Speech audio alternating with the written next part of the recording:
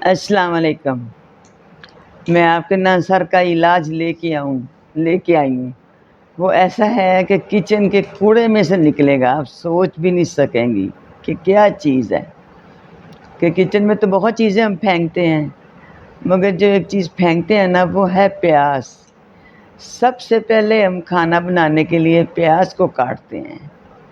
پیاز اتنی قیمتی چیز ہے آپ کے بالوں کے لیے کہ آپ نے جب بھی پیاز کاٹنے ہیں تو جو اوپر کا باریک چھلکا ہوتا ہے کاغذ کی طرح پنک کلر کا، وہ آپ نے سنبھال لینا ہے۔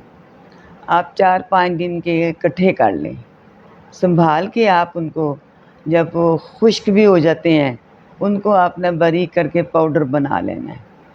پھر آپ نے استعمال ایسے کرنا ہے کہ ایلو ویرا کا جل لینا ہے۔ اگر 1 مٹھی آپ کا یہ پاؤڈر بن گیا ہے، اس میں 1 چمچ ایلو ویرا کا ڈال کے اس کو مکس کر لینا ہے۔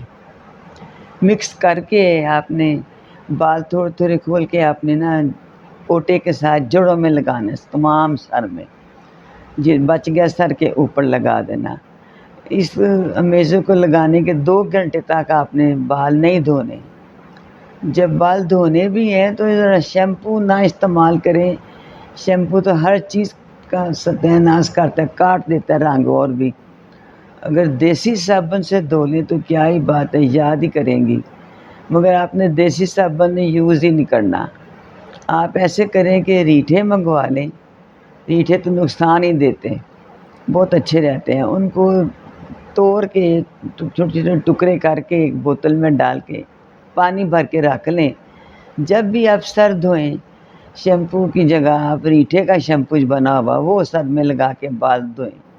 1-2 مہینے آپ یہ لگاتار کریں تو دیکھیں انشاءاللہ بالوں کا فرق پڑے گا، مضبوطی بھی ہو جائے گی، رنگ میں بھی فرق آئے گا۔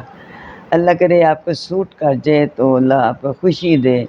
اگر فرق پڑے تو آپ کسی کو بھی بتائیں، تو کسی کا بھی چلو جی بتانے سے کسی کا بھی بھلا ہو جائے، آپ دعاؤں میں یاد رکھیں۔ اچھا جی، میری طرف سے اللہ حافظ۔